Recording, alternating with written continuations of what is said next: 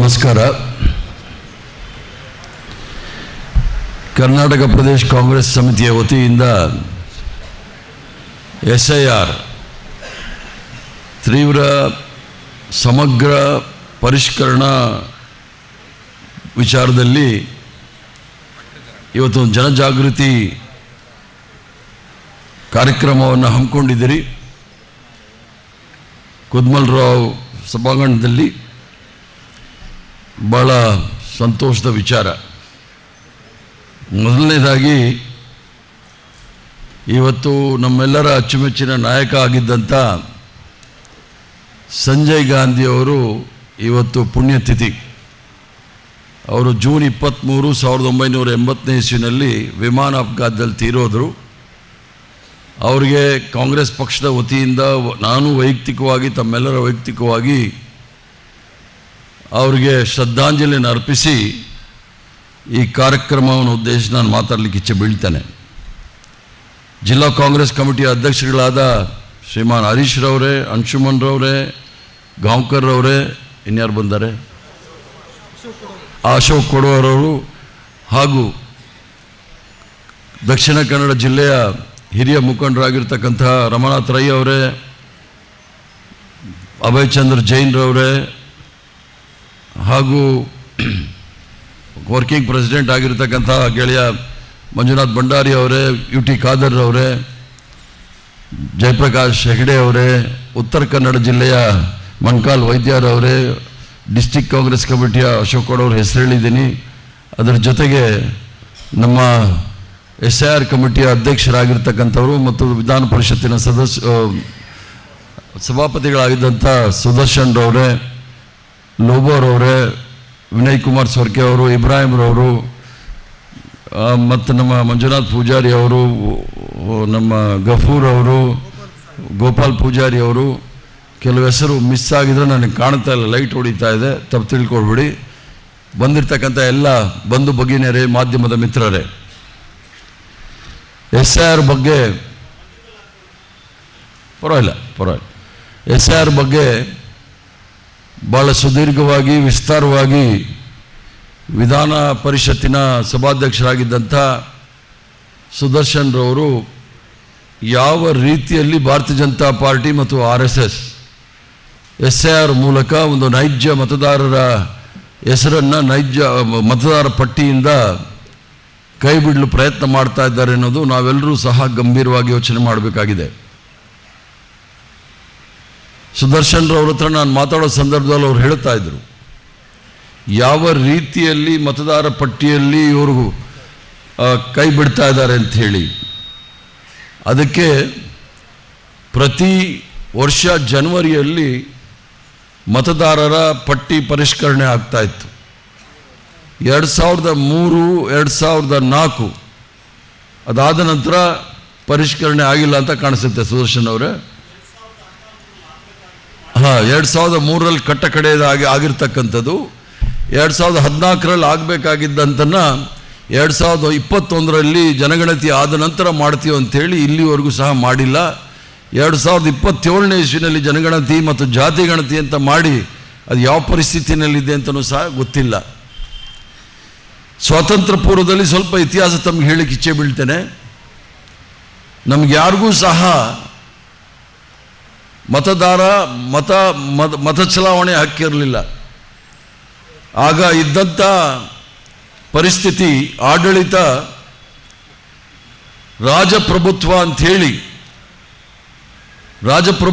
ಹೇಳಿದ್ರೆ ಒಬ್ಬ ಮಹಾರಾಜನಡಿಗೆ ಮಂತ್ರಿ, ಪಾಳ್ಯಗಾರ, ಜಮೀನ್ದಾರ್, ಈ ದೇಶ ಈ 4 ಜನದ ಮಾತ್ರ ಇತ್ತೇ ವಿನಃ ನಾವೆಲ್ಲರೂ ಸಹ ಗುಲಾಮರಾಗಿ ಜೀತದಾಳಗಳಾಗಿ ಇದ್ದಂಥ ಪರಿಸ್ಥಿತಿ ಭಾಳಷ್ಟು ಜನಕ್ಕೆ ಗೊತ್ತಿಲ್ಲ ಅಂತ ಕಾಣುತ್ತೆ. ಸ್ವತಂತ್ರ ಹೋರಾಟದ ಆಶಯಗಳು, ನಾವೆಲ್ಲರೂ ಸಹ ಸ್ವತಂತ್ರರು, ಎಲ್ಲರೂ ಸಹ ಸಮಾನರು ಮತ್ತು ಎಲ್ಲ ಜಾತಿ, ಭಾಷೆ, ಧರ್ಮವನ್ನು ಮೀರಿ ಸೌಹಾರ್ದತೆಯಿಂದ ಬಾಳಬೇಕು ಅನ್ನೋ ಮೂಲ ಉದ್ದೇಶದಿಂದ ಮಹಾತ್ಮ ಗಾಂಧಿಯವರ ನೇತೃತ್ವದಲ್ಲಿ ಸುದೀರ್ಘವಾಗಿ ಸ್ವಾತಂತ್ರ್ಯ ಹೋರಾಟವನ್ನು ಮಾಡಿ ನಮ್ಮ ಪೂರ್ವಜರು ನೂರಾರು ಜನ ಪ್ರಾಣಾರ್ಪಣೆ ಮಾಡಿ, ಲಕ್ಷಾಂತರ ಜನ ತ್ಯಾಗ ಬಲಿದಾನವನ್ನು ಮಾಡಿ ನಮಗೆಲ್ಲರೂ ಸಹ ಸ್ವತಂತ್ರವನ್ನು ಕೊಟ್ಟಿದ್ದಾರೆ. ಸ್ವತಂತ್ರವನ್ನು ಕೊಟ್ಟ ಸಂದರ್ಭದಲ್ಲಿ ರಾಜಪ್ರಭುತ್ವ ಹೋದ ನಂತರ ಅದಕ್ಕೆ ಯಾವ ರೀತಿ ಅಧಿಕಾರ ಇರಬೇಕು ಅಂದಾಗ ನಾವೆಲ್ಲರೂ ಸಹ ಪ್ರಜಾಪ್ರಭುತ್ವ ಅಂದರೆ ಅದು ಜನರಿಂದ ಜನರಿಗಾಗಿ ಜನರಿಗೋಸ್ಕರ ಅನ್ನೋಂಥ ಏನು by the people for the people to the people ಅಂತೇಳಿ ಇಂಗ್ಲೀಷಲ್ಲಿ ಹೇಳ್ತಾರೆ. ಆ ಪ್ರಜಾಪ್ರಭುತ್ವವನ್ನು ನಾವು ಒಪ್ಕೊಂಡು ಅದಕ್ಕೆ ಒಂದು ಸಂವಿಧಾನದ ಚೌಕಟ್ಟಿನಲ್ಲಿ ಸರ್ಕಾರಗಳ ರಚನೆ ಆಗಬೇಕು ಅಂತ ಹೇಳಿ ತೀರ್ಮಾನ ತೆಗೆದುಕೊಂಡು ಕಾಂಗ್ರೆಸ್ ಪಕ್ಷದ ಎಲ್ಲ ಹಿರಿಯ ನಾಯಕರು ಹೋರಾಟದಲ್ಲಿ ಪಾಲ್ಗೊಂಡಿದ್ದರು. ಅವರ ಆಶಯಗಳೇ ಬೇರೆ. ಅದರಲ್ಲಿ ಬಾಬಾ ಸಾಹೇಬ್ ಭೀಮರಾವ್ ಅಂಬೇಡ್ಕರ್ ಅವರು ಕಾಂಗ್ರೆಸ್ ಪಕ್ಷದ ವಿರುದ್ಧವಾಗಿ ಇದ್ರೂ ಸಹ ಅವರನ್ನು ನಾವು ಸಂವಿಧಾನ ಸಮಿತಿಯ ಅಧ್ಯಕ್ಷರನ್ನಾಗಿ ಮಾಡಿ ಈ ಒಂದು ಸಂವಿಧಾನ ಸುದೀರ್ಘವಾಗಿ 2 ವರ್ಷ 11 ತಿಂಗಳು 18 ದಿವಸಗಳ ಕಾಲ ಸುದೀರ್ಘವಾಗಿ ಚರ್ಚೆ ಮಾಡಿ 395 ಅನುಚ್ಛೇದ ಅಂದರೆ ಆರ್ಟಿಕಲ್ನೆಲ್ಲ ಮಾಡಿ ಎಲ್ಲ ಜನ ಸಮುದಾಯ ಎಲ್ಲ ರಾಷ್ಟ್ರದ ಮೂಲೆಗಳಲ್ಲಿರ್ತಕ್ಕಂಥ ಎಲ್ರಿಗೂ ಸಹ ಈ ಒಂದು ಪ್ರಜಾಪ್ರಭುತ್ವದ ಆಶಯಗಳ ಅನುಕೂಲ ಆಗಬೇಕು ಅನ್ನೋ ಮೂಲ ಉದ್ದೇಶದಿಂದ ಈ ಒಂದು ಸಂವಿಧಾನವನ್ನು ಸುದರ್ಶನ್ ಅವರು ಹೇಳಿದಾಗೆ ನಾವೇ ಅರ್ಪಿಸ್ಕೊಂಡಿದ್ವಿ. ಮಹಾತ್ಮ ಗಾಂಧಿಯವರ ಹೇಳಿಕೆ ಏನು ಅಂದರೆ ಸಮಾಜದಲ್ಲಿರ್ತಕ್ಕಂಥ ಕಟ್ಟಕಡೆಯ ಪಂಕ್ತಿಯಲ್ಲಿ ಕುಳಿತಿರ್ತಕ್ಕಂಥ ಕಟ್ಟಕಡೆಯ ವ್ಯಕ್ತಿಗೂ ಸಹ ಈ ಒಂದು ಪ್ರಜಾಪ್ರಭುತ್ವದ ಮೂಲಕ ಸಹಾಯ ಆಗಬೇಕು ಅಂಥೇಳಿ. ನಾನು ಮೊನ್ನೆಯೂ ಸಹ ಬೆಂಗಳೂರು ನಗರದಲ್ಲಿ ಭಾಷಣ ಮಾಡಿದೆ. ಮಹಾತ್ಮ ಗಾಂಧಿ ಅವರು ಏನು ಹೇಳಿದ್ರಂದ್ರೆ ಬಡತನ ನಿರ್ಮೂಲನೆ ಮಾಡಿ ಅಂತ ಅವ್ರು ಹೇಳ್ತಾ ಇರಲಿಲ್ಲ. ನೀವು ಅಧಿಕಾರಕ್ಕೆ ಬಂದಾಗ ನೀವು ತೆಗೆದುಕೊಳ್ತಕ್ಕಂಥ ನಿರ್ಧಾರದಲ್ಲಿ ಬಡವರ ಜೀವನ ಯಾವ ರೀತಿ ಬದಲಾವಣೆ ಆಗುತ್ತೆ ಅನ್ನೋದನ್ನು ನಿಮ್ಮ ಗಮನದಲ್ಲಿಟ್ಕೊಂಡು ನೀವು ತೀರ್ಮಾನಗಳನ್ನು ತೆಗೆದುಕೊಳ್ಬೇಕು ಅಂತೇಳಿ ಮಹಾತ್ಮ ಗಾಂಧಿಯವರು ಭಾಳ ಹಿಂದೆ ಹೇಳಿದರು. ಅದನ್ನೇ ಮತ್ತೊಂದು ರೀತಿಯಲ್ಲಿ ಬಾಬಾ ಸಾಹೇಬ್ ಭೀಮರಾವ್ ಅಂಬೇಡ್ಕರ್ ಅವರು ಹೇಳಿದರು, ಜೀವನ ಮಾಡಲಿಕ್ಕೋಸ್ಕರ ನೀವು ರಾಜಕಾರಣಕ್ಕೆ ಬರಬೇಡಿ, ಜನಸಾಮಾನ್ಯರ ಜೀವನವನ್ನು ಬದಲಾವಣೆ ಮಾಡಲಿಕ್ಕೋಸ್ಕರ ರಾಜಕಾರಣಕ್ಕೆ ಬನ್ನಿ ಅಂತ ಹೇಳಿದರು. ಇವೆಲ್ಲ ನೀವು ನೋಡಿದಾಗ ಪಂಡಿತ್ ಜವಾಹರ್ಲಾಲ್ ನೆಹರೂರವರು ಒಂದು ಆಧುನಿಕ ಭಾರತವನ್ನು ಮಾಡಬೇಕು ಅಂತೇಳಿ ಅದರಲ್ಲಿ ಹೆಚ್ಚಿನದಾಗಿ ವೈಜ್ಞಾನಿಕವಾಗಿ ನಮ್ಮ ಮಕ್ಕಳು ತಯಾರಾಗಬೇಕು ಅಂಥೇಳಿ ಮೂಢನಂಬಿಕೆ ವಿರುದ್ಧ ಇರಬೇಕು ಅಂಥೇಳಿ ನಮ್ಮ ಕಾಂಗ್ರೆಸ್ ಪಕ್ಷದ ನಾಯಕರು ಕೊಟ್ಟಿರ್ತಕ್ಕಂಥ ಕೊಡುಗೆ ಯಾರೂ ಸಹ ಈ ದೇಶದಲ್ಲಿ ಮುಂದೆನೂ ಕೊಟ್ಟಿಲ್ಲ, ಹಿಂದೆನೂ ಕೊಡೋಕ್ಕಾಗಲಿಲ್ಲ. ನಾವು ಭಾಳ ಹೆಮ್ಮೆ ಬೀಳಬೇಕಾಗತ್ತೆ ಕಾಂಗ್ರೆಸ್ ಪಕ್ಷದ ವಿಚಾರದಲ್ಲಿ. ಅದಕ್ಕೋಸ್ಕರ ನಾನು ಹೇಳೋದು, ಈಗ ಮ್ಯಾಪಿಂಗ್ ಮಾಡ್ತಾ ಇದ್ದಾರೆ. ಯಾರು ಹೋಗ್ತಾನೆ ಆ ಮಲೆಕುಡಿಯ ಇರೋ ಊರಲ್ಲಿ ಯಾರು ಹೋಗ್ತಾರೆ ಆ ಬೆಟ್ಟದ ಮೇಲೆ? ಅವ್ರು ಯಾರು ಮ್ಯಾಪಿಂಗ್ ಮಾಡೋದಿಲ್ಲ. ಕೊರವರಿದ್ದಾರೆ, ಕೊರವರು ತಾನೆ, ಕೊರಗಾಸ್ ಯಾರು ಹೋಗಿ ಮ್ಯಾಪಿಂಗ್ ಮಾಡ್ತಾರೆ? ಅವ್ರ ಹತ್ರನೂ ಹೋಗೋದಿಲ್ಲ. ಅಲೆಮಾರಿಗಳಿದ್ದಾರೆ, ಯಾರು ಹೋಗ್ತಾರೆ? ಅದು ಬಿಡಿ, RSS ಭಾರತೀಯ ಜನತಾ ಪಾರ್ಟಿ ಅಲ್ಪಸಂಖ್ಯಾತನ ಯಾವ ರೀತಿ ತೆಗಿಬೇಕು ಅದನ್ನು ಮಾಡ್ತಾರೆ, ಕ್ರಿಶ್ಚಿಯನ್ಸ್ ಇರಲಿ ಮುಸ್ಲಿಮ್ಸ್ ಇರಲಿ. ಅದ್ರ ಜೊತೆಗೆ ಸುದರ್ಶನ್ ಅವ್ರು ಹೇಳಿದಾಗೆ ಅವ್ರು ಯಾಕೋ ಸ್ವಲ್ಪ ಮಡಿವಂತಿಕೆ ಮಾಡಿದ್ರು ಹೇಳೋಕ್ಕೆ. ಅವ್ರು ಹೇಳಿದಾಗೆ ಕಾಂಗ್ರೆಸ್ ಪಕ್ಷದ ಬೆಂಬಲಿಗರನ್ನೆಲ್ಲ ಕಟ್ ಮಾಡೋಕ್ಕೆ ಪ್ರಯತ್ನ ಮಾಡ್ತಾರೆ ಅಂತ ಹೇಳಿ ನೇರವಾಗಿ ಹೇಳೋಣ, ಅದರಲ್ಲಿ ತಪ್ಪೇನಿದೆ? ಯಾಕಂದರೆ ಅವರ ಉದ್ದೇಶ ಹಿಂದೂ ರಾಷ್ಟ್ರ ಮಾಡಬೇಕು ಅಂತೇಳಿ ಯೋಚನೆ ಮಾಡ್ತಾರೆ. ಅದಕ್ಕೆ ಪೂರಕವಾಗಿ ಮತದಾರ ಪಟ್ಟಿಯಲ್ಲೇ ಇವರು ಯಾರು ನಮ್ಮ ದೇಶದ ನಾಗರಿಕರೇ ಅಲ್ಲ ಅಂದ್ಬಿಟ್ರೆ ಹಾಗೇ ಹೋಯ್ತಲ್ಲ. ಈ ರಾಷ್ಟ್ರದ ಸ್ವತಂತ್ರ ಹೋರಾಟದಲ್ಲಿ ಲಕ್ಷಾಂತರ ಜನ ಪ್ರಾಣಾರ್ಪಣೆ ಮಾಡಬೇಕಾದ್ರೆ ಅದರ ಮೂಲ ಆಶಯಗಳೇನಿತ್ತು ಅಂದರೆ ಈ ದೇಶದಲ್ಲಿ ಪ್ರತಿಯೊಬ್ಬರಿಗೂ ಸಹ ಅಂದರೆ ಈ ದೇಶದ ಆತ್ಮವೇ ಬಹುತ್ವ ಅಂತಂದ್ರೆ ಏನು? ಎಲ್ಲ ಧರ್ಮ, ಎಲ್ಲ ಜಾತಿ, ಎಲ್ಲ ಭಾಷೆ, ಎಲ್ಲ ಪ್ರಾಂತ್ಯಗಳು ಒಟ್ಟಾಗಿ ನಾವು ಬದುಕ್ತಕ್ಕಂಥದ್ದೇ ಬಹುತ್ವ ಅನ್ನೋದನ್ನು ನಮ್ಮ ಹಿರಿಯರು ಹೇಳ್ಕೊಟ್ಟಿದ್ದಾರೆ. ಇದೇ ವೇದಿಕೆಯಲ್ಲಿ ನಮ್ಮ ಇದಿನೊಬ್ಬನವರಿದ್ದರು. ಅಲ್ಲಿಂದನೇ ನಾನು ಕುವೆಂಪುರವರ ಕವನ ಓದಕ್ಕೆ ಪ್ರಾರಂಭ ಮಾಡಿದ್ದು. ಅವ್ರು ಹೇಳ್ತಾ ಇದ್ರು, ಸೋದರರೇ ಬನ್ನಿ, ಓ ಸೋದರರೇ, ಗುಡಿ ಚರ್ಚು ಮಸೀದಿಗಳ ಬಿಟ್ಟು ಹೊರ ಬನ್ನಿ, ಮೌಢ್ಯತೆಯ ಮಾರಿಯನ್ನು ಹೊರದೂಡ ಬನ್ನಿ, ಬಡತನವ ಬುಡ ಮೇಲೆ ಕೀಳ ಬನ್ನಿ, ವಿಜ್ಞಾನ ದೀವಿಗೆಯನ್ನು ಹಿಡಿಯ ಬನ್ನಿ ಸೋದರರು ವಿಶ್ವಪಥಕ್ಕೆ ಅಂತ ಹೇಳಿ ಏನು ಕುವೆಂಪುರವರು, ನಾನು ಇದಿನಪ್ಪನವರಿಂದ ಕಲಿತು ನಿರಾಳವಾಗಿ ಕುವೆಂಪುರವ್ರ ಇದೆ ಇದರಲ್ಲಿ. ಸೊ ಇಂಥ ದಕ್ಷಿಣ ಕನ್ನಡ ಜಿಲ್ಲೆಯಲ್ಲಿ ಬುದ್ಧಿವಂತರಿರ್ತಕ್ಕಂಥ ಜಿಲ್ಲೆ, ಪ್ರಬುದ್ಧರು ಇರ್ತಕ್ಕಂಥ ಜಿಲ್ಲೆ, ಇಲ್ಲಿ ಭಾರತೀಯ ಜನತಾ ಪಾರ್ಟಿಯವರು RSS ಅವರು ಬಂದು ಇದೇ ಕುದ್ಮಲ್ ರಾಯರು ತಗೊಳ್ಳಿ, ಇದು ಏನು ಪುರಭವನದ ಹೆಸರಲ್ಲಿ ಸಾಮಾಜಿಕ ನ್ಯಾಯದ ಬಗ್ಗೆ ಮತ್ತು ದಲಿತರ ಬಗ್ಗೆ ಕಾಳಜಿ ವಹಿಸಿ ಅವ್ರಿಗೆಲ್ಲರಿಗೂ ಸಹ ಶಿಕ್ಷಣವನ್ನು ಕೊಡಬೇಕು ಅಂತೇಳಿ ಮೂಲ ಉದ್ದೇಶದಿಂದ ಮಾಡಿದ್ರಲ್ಲ. ಇಂಥೆಲ್ಲ ಇತಿಹಾಸವನ್ನು ಇಟ್ಕೊಂಡು ನಾವು ಯಾಕೋ ಮಡಿವಂತಿಕೆರ ಆಗ್ತಾ ಇದ್ದೀವಿ. ನಾವು ಮುಂದೆ ನಿಂತು ನಮ್ಮ ಜವಾಬ್ದಾರಿ, ಅಧಿಕಾರ ಅಲ್ಲ ಕಾಂಗ್ರೆಸ್ ಪಕ್ಷ ಅನ್ನೋದು. ಕಾಂಗ್ರೆಸ್ ಪಕ್ಷ ಅನ್ನೋದು ಜವಾಬ್ದಾರಿ, ನಮ್ಮೆಲ್ಲರ ಜವಾಬ್ದಾರಿ. ಈ ದೇಶದ ಪ್ರತಿಯೊಬ್ಬ ನಾಗರಿಕ ಈ ಭಾರತದ ನಾಗರಿಕ ಅಂತ ಹೇಳ್ತಕ್ಕಂಥ ಧೈರ್ಯವನ್ನು ನಾವು ತುಂಬಬೇಕಾಗುತ್ತೆ. ಯಾರಾದರೂ ಬಂದು ಈ ದೇಶದ ನಾಗರಿಕ ಇವರಲ್ಲ, ಅವರಲ್ಲ, ಇವ್ರ ಧರ್ಮ ಬೇರೆ, ಇವ್ರ ಧರ್ಮ ಬಂದರೆ ಅವ್ರನ್ನ ಗಟ್ಟಿಯಾಗಿ ನಾವು ವಿರೋಧ ಮಾಡಬೇಕಾಗುತ್ತೆ. ಅದೇ ಕಾಂಗ್ರೆಸ್ ಪಕ್ಷದ ಸಿದ್ಧಾಂತ ಅಂತ ನಾನು ಹೇಳಲಿಕ್ಕೆ ಇಚ್ಛೆ ಬೀಳ್ತೇನೆ. ಅದಕ್ಕೆ ಭಯ ಬೀಳೋದು ಬೇಕಾಗಿಲ್ಲ. ಈ ದೇಶ ಕಟ್ಟಿರ್ತಕ್ಕಂಥವ್ರು ಕಾಂಗ್ರೆಸ್ ಪಕ್ಷದವರು. ಭಾರತ ದೇಶದ ಪರಿಕಲ್ಪನೆ ಬಂದಿರತಕ್ಕಂಥದ್ದು ಮಹಾತ್ಮ ಗಾಂಧಿ ಅವ್ರದ್ದು. ಇಲ್ಲಾಂದ್ರೆ 580 560 ರಾಜ ಮಹಾರಾಜರಿದ್ದಂಥ ಈ ದೇಶ ಭಾರತ ದೇಶ ಆಗಿರಲಿಲ್ಲ. ಮೈಸೂರು ಮಹಾರಾಜರು, ಆರ್ಕಾಟ್ ಮಹಾರಾಜರು, ತ್ರಿವಂಡ್ರಂ ಮಹಾರಾಜರು, ನಿಜಾಮರು, ಛತ್ರಪತಿ ಶಿವಾಜಿ, ಮಾಲ್ಡಾದಲ್ಲಿ ಅವರು, ಭೋಪಾಲ್ ಮಹಾರಾಜ, ಇಡೀ ದೇಶದಲ್ಲಿ ಪಟೌಡಿ ಅಂತ ಕ್ರಿಕೆಟ್ ಪ್ಲೇಯರ್ ಇದ್ರು, ಅವರು ಕೂಡ ಮಹಾರಾಜರಾಗಿದ್ದರು. 560 ರಾಜ ಮಹಾರಾಜರನ್ನ ಅವ್ರನ್ನೆಲ್ಲ ಒಗ್ಗೂಡಿಸಿ ನಾವು ಗಣರಾಜ್ಯರಾಗಬೇಕು ಅಂಥೇಳಿ ಈ ದೇಶಕ್ಕೆ ಸ್ವತಂತ್ರ ಕೊಟ್ಟುಬಿಟ್ಟು ಯಾವ ರೀತಿ ನಡಿಬೇಕು ಅಂದರೆ ಅದನ್ನು ಮುಗಿಸ್ಲಿಕ್ಕೆ ಹೋಗ್ತಾ ಇದ್ದಾರೆ. ತದನಂತರ ಬ್ರಿಟಿಷರು ಬಂದ ಮೇಲೆ ಒಂದು ಆಯಿತು, ಯಾರು ಕಂದಾಯ ಕಟ್ತಾರೆ, ಯಾರು ಜಮೀನ್ದಾರಿದ್ದಾರೆ, ಯಾರು ಬ್ರಿಟಿಷ್ ಸರ್ಕಾರದಲ್ಲಿ ಸಂಬಳ ತಗೊಳ್ತಾರೆ ಅವ್ರಿಗೆ ಮಾತ್ರ ಮತದಾನದ ಹಕ್ಕು. ಇವೆಲ್ಲ ಬದಲಾವಣೆ ಮಾಡಿ ಈ ದೇಶ ಅಂತ ಹೇಳಿದ ಮೇಲೆ, ನಮ್ಮ ದೇಶ ಅಂದ ಮೇಲೆ ಎಲ್ಲರಿಗೂ ಸಹ ಹಕ್ಕಿದೆ ಅಂತೇಳಿ ತೋರಿಸ್ಕೊಟ್ಟಿದ್ದೆ ಕಾಂಗ್ರೆಸ್ ಪಕ್ಷ. ಕಾಂಗ್ರೆಸ್ ಪಕ್ಷ 1947ನೇ ಇಸ್ವಿನಲ್ಲಿ ಎಲ್ಲ ಹಕ್ಕನ್ನು ಕೊಟ್ಟಿತ್ತು ಅಂತ ಅಮೆರಿಕ ರಾಷ್ಟ್ರ 1964ನೇ ಇಸ್ವಿನಲ್ಲಿ ಎಲ್ರಿಗೂ ಸಹ ಮತದಾನದ ಹಕ್ಕನ್ನು ಕೊಟ್ಟಿದ್ದು. ಅದು ಮಾರ್ಟಿನ್ ಲೂಥರ್ ಕಿಂಗ್ ಅವರು ಅದಕ್ಕೆ ಹೋರಾಟ ಮಾಡಿ ಅವ್ರನ್ನ ಕಡೆಗೆ ಕೊಲೆ ಕೂಡ ಮಾಡಾಕ್ಬಿಟ್ರು. ಆದ್ದರಿಂದ ಬಡವರ ಪರ ಧ್ವನಿ ಎತ್ತವ್ರಿಗೆಲ್ರಿಗೂ ಸಹ ಅಷ್ಟು ಸುಲಭವಾಗಿ ಈ ಸಮಾಜದಲ್ಲಿ ಬಿಡೋದಿಲ್ಲ. ಆದ್ದರಿಂದ ಕಾಂಗ್ರೆಸ್ ಪಕ್ಷದ ಒಂದು ಪವಿತ್ರವಾದ ಪಕ್ಷದ ತಾವೆಲ್ಲರೂ ಸಹ ಸದಸ್ಯರಾಗಿ ಏನು ಈಗ ಭಾರತೀಯ ಜನತಾ ಪಾರ್ಟಿ ಒಂದು ಷಡ್ಯಂತ್ರವನ್ನು ಮಾಡ್ತಾ ಇದ್ದಾರೆ, ಅದರ ವಿರುದ್ಧ ಬಹಳ ಎಚ್ಚರ ವಹಿಸಿ ಜನಸಾಮಾನ್ಯರ ಮಧ್ಯೆ ಇದ್ದಿದ್ದೊಂದು ಸ್ವತಂತ್ರ ಹೋರಾಟ ಅಂತಲೇ ತಿಳ್ಕೊಳ್ಳಿ. ಜನಸಾಮಾನ್ಯರ ಮಧ್ಯೆ ಇದ್ದು ಏನಪ್ಪ ನಾನು BLA BO BLA 2 ಆದರೆ ನನಗೇನು ಸಿಗುತ್ತೆ ಅನ್ನೋದು ಯೋಚನೆ ಮಾಡಬೇಡಿ. ಈ ದೇಶ ಉಳ್ಕೊಳ್ಬೇಕಾದ್ರೆ ಈ ಕಾಂಗ್ರೆಸ್ ಪಕ್ಷದ ಸೇವೆ ಮೂಲಕನೇ ದೇಶನ ಉಳಿಸ್ಬೇಕಾಗುತ್ತೆ ವಿನಃ ಅಧಿಕಾರ ಬದಲ ಬಿಡ್ಬಿಡಿ. ಯಾಕಂದರೆ ಭಾಳ ಸಂದಿಗ್ಧವಾದ ಪರಿಸ್ಥಿತಿಯಲ್ಲಿ ನಾವು ಬಂದಿದ್ದೀವಿ, ಕವಲು ದಾರಿಯಲ್ಲಿ ನಿಂತಿದ್ದೇವೆ. ಆದ್ದರಿಂದ ನಾವೆಲ್ಲರೂ ಸಹ ಯೋಚನೆ ಮಾಡಬೇಕು. ಈ ಒಂದು ಮತ ಪರಿಷ್ಕರಣೆ ಮಾಡೋ ಸಂದರ್ಭದಲ್ಲಿ ನಾವೇನಾದರೂ ಎಚ್ಚರ ತಪ್ಪಿದ್ರೆ ಸಂವಿಧಾನವನ್ನೇ ಬುಡಮೇಲು ಮಾಡ್ತಾರೆ ಅನ್ನೋದನ್ನು ನಿಮ್ಗೆ ಹೇಳ್ತೀನಿ. ವೆಸ್ಟ್ ಬೆಂಗಾಲಲ್ಲಿ ನಾನಲ್ಲಿ ಚುನಾವಣೆ ಉಸ್ತುವಾರಿ ವಹಿಸಿದ್ದೆ. ತೃಣಮೂಲ್ ಕಾಂಗ್ರೆಸ್ ಮಮತಾ ಬ್ಯಾನರ್ಜಿ ಅವ್ರದ್ದು ಕಾಂಗ್ರೆಸ್ಗೂ ಮತ್ತು BJPಗೂ ವ್ಯತ್ಯಾಸ 35 ಲಕ್ಷ. 35 ಲಕ್ಷದಲ್ಲಿ 27 ಲಕ್ಷ ಅಡ್ಜುಡಿಕೇಷನಲ್ಲಿ ಇಟ್ಟಿದ್ದಾರೆ. ಅಂದರೆ ಮ್ಯಾಪಿಂಗ್ ಮಾಡಿ ಅವ್ರು ಯಾರು ಅನುಮಾನಾಸ್ಪದವಾದ ವ್ಯಕ್ತಿಗಳು ಅಂತೇಳಿ 27 ಲಕ್ಷ ಇಟ್ಟಿದ್ದಾರೆ. ಗೆದ್ದಿರೋದು 35 ಲಕ್ಷದಲ್ಲಿ, 27 ಲಕ್ಷ ಅದು ಸಸ್ಪೆಂಡಲ್ಲಿ ಇಟ್ಟಿದ್ದಾರೆ ಆ ಲಿಸ್ಟು. ಅಂದರೆ ಗೆದ್ದಿರೋದು 8 ಲಕ್ಷ. 8 ಲಕ್ಷಕ್ಕೆ 10 ಲಕ್ಷ ಮತದಾನವನ್ನು ಒಂದು ತಿಂಗಳಲ್ಲಿ ಸೇರಿಸಿದ್ರು. ಇಷ್ಟೊಂದು ಷಡ್ಯಂತ್ರಗಳನ್ನು ಮೋಸ ಮಾಡ್ತಾರೆ ಅಂದರೆ ಭಾರತೀಯ ಪಾರ್ಟಿಯವ್ರು ಬಂದಾಗ ಹೇಳೋರು ಪಾರ್ಟಿ ವಿತ್ ಡಿಫರೆನ್ಸ್ ಅಂಥೇಳಿ. ಇದೇ ಡಿಫರೆನ್ಸ್. ಪ್ರಜಾಪ್ರಭುತ್ವದಲ್ಲಿ ನಂಬಿಕೆ ಇಲ್ಲ, ಸಂವಿಧಾನದಲ್ಲಿ ನಂಬಿಕೆ ಇಲ್ಲ, ತ್ರಿವರ್ಣ ಧ್ವಜದ ಬಗ್ಗೆ ಗೌರವ ಇಲ್ಲ. ಇವರು ನಮ್ಮನ್ನು ಆಳ್ಲಿಕ್ಕೆ ಹೊರಟಿದ್ದಾರೆ. ಆದ್ದರಿಂದ ತಾವೆಲ್ಲರೂ ಸಹ ಎಚ್ಚರ ವಹಿಸಬೇಕಾಗಿದೆ. ನನ್ನ ಕಳಕಳಿಯ ಮನವಿ ಏನು ಅಂತ ಹೇಳಿದ್ರೆ, BLOಗಳು ಸುದರ್ಶನ್ ಅವ್ರು ಹೇಳಿದಾಗೆ ಮ್ಯಾಪಿಂಗ್ ಅಂದರೆ ದೊಡ್ಡ ವಿಚಾರ ಅಲ್ಲ. ಈ ಒಂದು ಗ್ರಾಮದಲ್ಲಿ ಎಷ್ಟು ಜನ ಇದ್ದಾರೆ ಅನ್ನೋದು ಹೇಳ್ತಾರೆ. ಗ್ರಾಮ ಪಂಚಾಯತಿನಲ್ಲಿ ಅಷ್ಟು ಸುಲಭವಾಗಿ ಯಾರನ್ನೂ ಬಿಡೋಕ್ಕಾಗೋದಿಲ್ಲ. ನಗರ ಪಟ್ಟಣಗಳಲ್ಲಿ ಆ ಕೆಲಸಗಳು ಮಾಡೋಕ್ಕೆ ಹೊರಟಿದ್ದಾರೆ.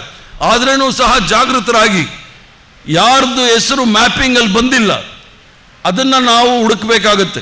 BLO ಜೊತೆ BLA 1 BLA 2 ಕೂಡ ಮಾಡಿದ್ದಾರೆ. ಸುದರ್ಶನ್ ಅವ್ರು ಹೇಳಿದ್ರು ಸುಳ್ಯದಲ್ಲಿ ಏನು BLA 2 ಬಂದಿಲ್ಲ. ಕೃಷ್ಣಪ್ಪ ಎಲ್ಲಿ ಬರೋಸಲಿ ಏನೋ ಟಿಕೆಟ್ ಬೇಕು ಅಂದರೆ ಇನ್ನೊಂದು ವಾರದಲ್ಲಿ ಮಾಡಿ ರೆಡಿ ಆಗಬೇಕು, ಇಲ್ಲಾಂದರೆ ಟಿಕೆಟು ಇಲ್ಲ ಹೇಳ್ಬಿಟ್ಟಿದ್ದೀನಿ. ಅದನ್ನು ಭಾಳ ಗಮನದಲ್ಲಿ ಗಂಭೀರವಾಗಿ ತಗೊಳ್ಳಿ. ಇಲ್ಲಾಂದರೆ BLA 2 BLA 1 ಮಾಡಿ ನಾವೇನು ಆಗೋದಿಲ್ಲ. ಯಾರಿಗೆ MLA ಆಗಬೇಕು ಅಂತ ಆಸೆ ಇದೆ ಅವರು ಮಾಡಿ BLA 2, ಯಾರಿಗೆ ಮಂತ್ರಿ ಆಗಬೇಕಾಗಿದೆ ಅವರು BLA 2 ಮಾಡಿ, ಯಾರು MP ಗಳಾಗಬೇಕಾಗಿದೆ ಅವರು BLA 2 ಮಾಡಿ. ನೀವೇನಾದರೂ ಎಚ್ಚರ ತಪ್ಪಿದ್ರೆ ಬರೋಸಲಿ ನೀವು ಯಾರೂ ಸಹ MLAಗಳು ಆಗಲ್ಲ, MP ಆಗೋದಿಲ್ಲ, ಕಾರ್ಪೊರೇಟರ್ಗಳು, ಜಿಲ್ಲಾ ಪಂಚಾಯತ್, ತಾಲೂಕ್ ಪಂಚಾಯತಿಗಳು ಆಗೋದಿಲ್ಲ. ಆದ್ದರಿಂದ ದಯವಿಟ್ಟು ಏನು ಸುದರ್ಶನ್ ಅವರು ಹೇಳಿದ್ದಾರೆ, 30ನೇ ತಾರೀಕಿನಿಂದ ಬಿ ಎಲ್ ಒಗಳು ಪ್ರತಿ ಮನೆಗೆ ಹೋಗಿ ಎನ್ಯುಮರೇಷನ್ ಫಾರಂ ಅಂತೇಳಿ 2 ಫಾರಂ ಕೊಡ್ತಾರೆ. 2 ಫಾರಂ, ಒಂದನ್ನು ಸಂಪೂರ್ಣವಾಗಿ ಅದನ್ನು ಭರ್ತಿ ಮಾಡಿ, ಒಂದು ಫಾರಂ ನೀವೇ ಇಟ್ಕೊಳ್ಬೇಕು, ಒಂದು ಫಾರಂ ಅವರು ಬಿ ಎಲ್ ಒ ತೊಗೊಂಡು ಹೋಗ್ತಾರೆ. ಮುಂದೆ ಅವರು ಮ್ಯಾಪಿಂಗ್ ಆದ ನಂತರ ಒಂದು ಸಂಪೂರ್ಣವಾದ ಡ್ರಾಫ್ಟ್ ಲಿಸ್ಟ್ ಬಂದಾಗ ನಿಮ್ಮ ಹೆಸರು ಬರಲಿಲ್ಲ ಅಂದರೆ ನೀವು ಏನು ಅಕ್ನಾಲೇಜ್ಮೆಂಟ್ ಕೊಟ್ಟಿರ್ತಾರೆ ಅದನ್ನು ತೆಗೆದುಕೊಂಡು ಹೋಗಿ ನಾವು ತೋರಿಸ್ಬೇಕಾಗತ್ತೆ ಇದು ತಪ್ಪು ಸರಿ ಅಂಥೇಳಿ. ಅದಲ್ಲದೆ ಅವರು ಕೆಲವು ಎಷ್ಟು ಕನ್ಫ್ಯೂಷನ್ ಅಂದರೆ ಸಂಶಯಗಳನ್ನು ಮೂಡಿಸ್ಬೇಕು ಅಷ್ಟೆಲ್ಲ ಮಾಡಿದ್ದಾರೆ ಭಾರತೀಯ ಜನತಾ ಪಾರ್ಟಿಯವರು.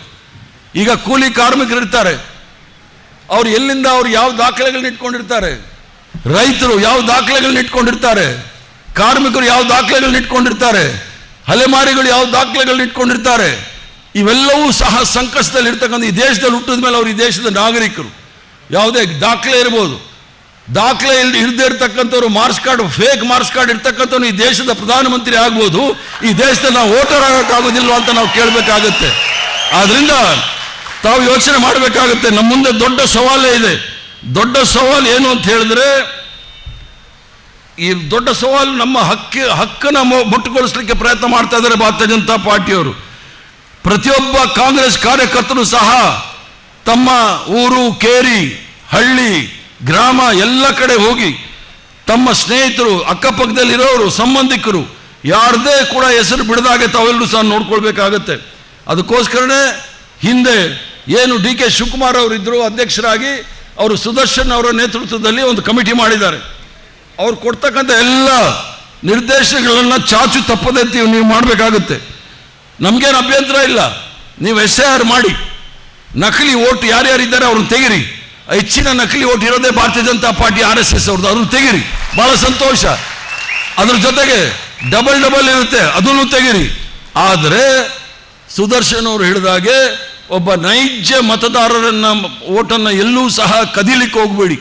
ನಾವು ಓಟ್ ಚೋರಿ ಅಂತ ರಾಹುಲ್ ಗಾಂಧಿ ಅವರು ಹೇಳ್ತಾ ಇದ್ರು. ಈಗ ಮೊನ್ನೆ ತಾನೇ ಮೀನಾಕ್ಷಿ ನಟರಾಜನ್ ಅವರ ರಾಜ್ಯಸಭಾ ಚುನಾವಣೆ ಆದ, ಅದು ಓಟ್ ಚೋರಿ ಅಲ್ಲ, ಸೀಟ್ ಚೋರಿನೇ ಮಾಡ್ಕೊಂಡು ಹೋಗ್ಬಿಟ್ಟಿದ್ದಾರೆ. ನೀವೇನು ಕೂತಿದ್ದೀರಲ್ಲ ಸೀಟು, ಅದನ್ನೇ ಚೋರಿ ಮಾಡ್ಕೊಂಡು ಹೋಗಿದ್ದಾರೆ. ಇದನ್ನು ನಾವು ಯೋಚನೆ ಮಾಡಬೇಕಾಗುತ್ತೆ. ಆದ್ರಿಂದ ಮತ ಕಳೆದನ ಈಗ ಹೊಸದಾಗಿ ಪ್ರಾರಂಭ ಮಾಡಿದ್ದಾರೆ. ಯಾಕಂದ್ರೆ ಇದೇನು ಹೊಸದಲ್ಲ, ನಾನು ಹೇಳುವಾಗ ಯಾರು ಕೇಳ್ತಾರಲ್ಲ, 25 ವರ್ಷ ನಾನು ಹೇಳ್ಕೊಂಡೇ ಬಂದಿದ್ದೀನಿ. ಬೆಂಗಳೂರು ನಗರದಲ್ಲಿ ಚುನಾವಣೆ ಆಗುವಾಗ ಕಾಂಗ್ರೆಸ್ ಪಕ್ಷದ ಎಲ್ಲೆಲ್ಲಿ ಮತ ಇದೆ, ಸ್ಲಮ್ ಇರ್ಬೋದು, ಅಲ್ಪಸಂಖ್ಯಾತ ಇರ್ಬೋದು, ಆ ರಿಟರ್ನಿಂಗ್ ಆಫೀಸರ್ ಬೆಳಿಗ್ಗೆ ಬಂದು 7 ಗಂಟೆಗೆ ಒಂದು ಗೀಟ್ ಹೇಳ್ಬಿಡೋನು, ಇದು ಡಿಲೀಟೆಡ್ ಅಂತ. ಕೆಂಪು ಗೀಟ್ ಹೇಳ್ಬಿಡೋ. ನೋಡಿ, ಇವರು ಸೀನಿಯರ್ ಆಗಿದ್ದಾರೆ, ಗೊತ್ತಿದೆ, ಅವ್ರು ಯಾರಿಗೂ ಹೇಳ್ಕೊಟ್ಟಿಲ್ಲ, ನನಗೆ ಹೇಳ್ಕೊಡ್ತಾ ಇದ್ದಾರೆ ಈಗ. ಅದು ಯಾರು ಪ್ರೊಟೆಸ್ಟ್ ಮಾಡಲಿಲ್ಲ. ಆ ಪ್ರೊಟೆಸ್ಟ್ ಮಾಡಲಿಲ್ಲ, ಇವತ್ತು ಈ ಮಟ್ಟಕ್ಕೆ ಬಂದ್ಬಿಟ್ಟಿದ್ದಾರೆ. ಭಾಳ ಸುಲಭ ಇವ್ರನ್ನೆಲ್ಲ ನಾವು ಮೂರ್ಖರನ್ನಾಗಿ ಮಾಡೋಕ್ಕೆ ಅಂತ ಹೇಳಿ. ಕಾಂಗ್ರೆಸ್ ಪಕ್ಷದವ್ರನ್ನ ನೀವು ಮೂರ್ಖರು ಮಾಡ್ಬೋದು, ಆದರೆ ಭಾರತ ದೇಶದ ಪ್ರಬುದ್ಧ ಜನತೆನ ಯಾವತ್ತೂ ಸಹ ಮೂರ್ಖರು ಮಾಡಲಿಕ್ಕೆ ಆಗೋದಿಲ್ಲ ಅನ್ನೋದು ನಿಮಗೆ ಸ್ಪಷ್ಟವಾಗಿ ಹೇಳಲಿಕ್ಕೆ ಇಚ್ಛೆ ಬೀಳ್ತೇನೆ. ಅದಕ್ಕೋಸ್ಕರ ಈ ಒಂದು SIR ವಿಚಾರದಲ್ಲಿ ಜನಜಾಗೃತಿಯನ್ನು ಮೂಡಿಸಿದ್ದಾರೆ. ಇವಾಗ ತಾನೇ ಸುದರ್ಶನ್ ರವರು ಎಲೆಕ್ಷನ್ ಕಮಿಷನ್ ಅವ್ರ ಹತ್ರ ಮಾತಾಡಿಬಿಟ್ಟು ವಿಡಿಯೋ ಕಾನ್ಫರೆನ್ಸ್ ಮಾಡಬೇಕು ಅಂತ ಹೇಳಿ ಒಂದು ತೀರ್ಮಾನ ತೆಗೆದುಕೊಂಡು ಅದರಲ್ಲಿ ನಾವೆಲ್ಲರೂ ಸಹ ಪಾಲ್ಗೊಳ್ತೀವಿ, ಎಲ್ರಿಗೂ ಸಹ ಲಿಂಕ್ ಕೂಡ ಕಳಿಸ್ಕೊಟ್ಟಿದ್ದಾರೆ. ತಾವೆಲ್ಲರೂ ಸಹ ಎಲೆಕ್ಷನ್ ಕಮಿಷನ್ ಅವರ ಇದರಲ್ಲಿ ಲಿಂಕಲ್ಲಿ ಬಂದು ವಿಡಿಯೋ ಕಾನ್ಫರೆನ್ಸ್ ಆಗುತ್ತೆ. ನಾನು 3 ಗಂಟೆಯಿಂದ 4 ಗಂಟೆವರೆಗೂ ಕಾಂಗ್ರೆಸ್ ಆಫೀಸಲ್ಲಿ ಕೂತ್ಕೊಂಡು ಅದರಲ್ಲಿ ಭಾಗವಹಿಸ್ತೇನೆ. ಅದರಲ್ಲಿ ಏನಾದರೂ ನ್ಯೂನತೆಗಳು ತಪ್ಪಿದ್ರೆ ಅದನ್ನು ನಾವು ಸರಿ ಮಾಡ್ಕೊಳ್ಳೋಣ ಅನ್ನೋದು ಹೇಳ್ತೀನಿ. ಯಾಕಂದರೆ ಈ ದೇಶದಲ್ಲಿ ವಲಸೆ ಹೋಗ್ತಕ್ಕಂಥವ್ರು, ಹೊಟ್ಟೆಪಾಡಿಗೆ ಊರೂರು ಸುತ್ತವರು, ಗುಳೆ ಹೋಗೋರು ಅಂತೇಳಿ ಭಾಳಷ್ಟು ಜನ ಇದ್ದೀವಿ. ಆದ್ದರಿಂದ ಎಲ್ಲರ ಹಕ್ಕನ್ನು ರಕ್ಷಣೆ ಮಾಡಲಿಕ್ಕೋಸ್ಕರ ಇದೆಲ್ಲೋ ನಾವು ಎಲೆಕ್ಷನ್ ನಿಲ್ತೀವಿ, ನಮ್ಗೆ ಓಟ್ ಹಾಕ್ಬಿಟ್ರೆ ನಾವೇನೋ MLA MP ಆಗ್ತೀವಿ ಅನ್ನೋ ಪ್ರಶ್ನೆ ಅಲ್ಲ. ಸರ್ಕಾರ ಜನಸಾಮಾನ್ಯರ ಸರ್ಕಾರದಲ್ಲಿ ಬರ್ತಕ್ಕಂಥ ಸವಲತ್ತುಗಳು, ಯಾಕಂದರೆ ನೀವು ರಕ್ತ ಬೆವರು ಸುರಿಸಿ ಬೆಂಗಳೂರಲ್ಲಿರ್ತಕ್ಕಂಥ ಖಜಾನೆ, ಡೆಲ್ಲಿಯಲ್ಲಿರ್ತಕ್ಕಂಥ ಖಜಾನೆ ತುಂಬ್ತೀರಿ. ಆ ಹಣ ಅದಾನಿ ಅಂಬಾನಿಗೆ ಹೋಗಿದೆ. ಸಮಾಜದ ಕಟ್ಟಕಡೆ ವ್ಯಕ್ತಿಗೂ ಸಹ ಅದರಲ್ಲಿ ಸಹಾಯ ಆಗಬೇಕು ಅನ್ನೋ ಮೂಲ ಉದ್ದೇಶದಿಂದ ಈ ಒಂದು ಸಂವಿಧಾನವನ್ನು ರಚನೆ ಮಾಡಿದ್ದೀವಿ. ಇದನ್ನು ತಾವು ಗಮನದಲ್ಲಿ ಇಟ್ಕೊಂಡು ಈ ಒಂದು ಸಕ್ರಿಯವಾಗಿ ಪಾಲ್ಗೊಂಡು ಈ ಒಂದು SIR ಅಂದರೆ ಸಮಗ್ರ ಪರಿಷ್ಕರಣ ಶೀಘ್ರವಾಗಿ ಮಾಡ್ತಕ್ಕಂಥದ್ದು, ಒಂದು ವಿಶೇಷ ಸಮಗ್ರ ಪರಿಷ್ಕರಣೆ ಮಾಡ್ತಕ್ಕಂಥ ಈ ಮತ ಪಟ್ಟಿಯಲ್ಲಿ ಯಾರ್ದೂ ಸಹ ಹೆಸರು ಬಿಟ್ಟು ಹೋಗಬಾರ್ದು ಅನ್ನೋ ಮೂಲ ಉದ್ದೇಶದಿಂದ ತಾವೆಲ್ಲರೂ ಸಹ ಸಕ್ರಿಯವಾಗಿ ಕೆಲಸ ಮಾಡಿ, ಆವಾಗಲೇ ಕಾಂಗ್ರೆಸ್ ಪಕ್ಷ ಮತ್ತು ನಮ್ಮೆಲ್ಲರಿಗೂ ಸಹ ಸ್ವತಂತ್ರವನ್ನು ಕೊಟ್ಟು ಒಂದು ಪವಿತ್ರವಾದ ಪಕ್ಷವನ್ನು ನಮ್ಮ ಕೈ ಕೊಟ್ಟಿದ್ದಾರೆ. ನಮ್ಮ ಪೂರ್ವಜರ ಆತ್ಮಗೂ ಸಹ ಶಾಂತಿ ಸಿಗುತ್ತೆ. ಈ ಸಂವಿಧಾನವನ್ನು, ಪ್ರಜಾಪ್ರಭುತ್ವವನ್ನು, ಜಾತ್ಯತೀತ ತತ್ವವನ್ನು, ಕಾಂಗ್ರೆಸ್ ಪಕ್ಷದ ಸಿದ್ಧಾಂತವನ್ನು ಕಾಪಾಡ್ಕೊಂಡು ಬರ್ತಾ ಇದ್ದಾರೆ ಕಾಂಗ್ರೆಸ್ ಪಕ್ಷದವರು ಅಂತ ಹೇಳಿ ಅವರ ಆತ್ಮಕ್ಕೂ ಶಾಂತಿ ಸಿಗುತ್ತೆ.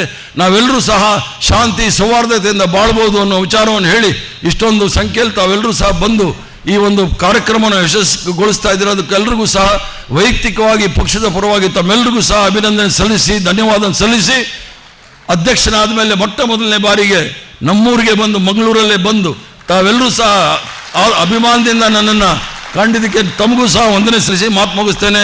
ಜೈ ಹಿಂದ್, ನಮಸ್ಕಾರ.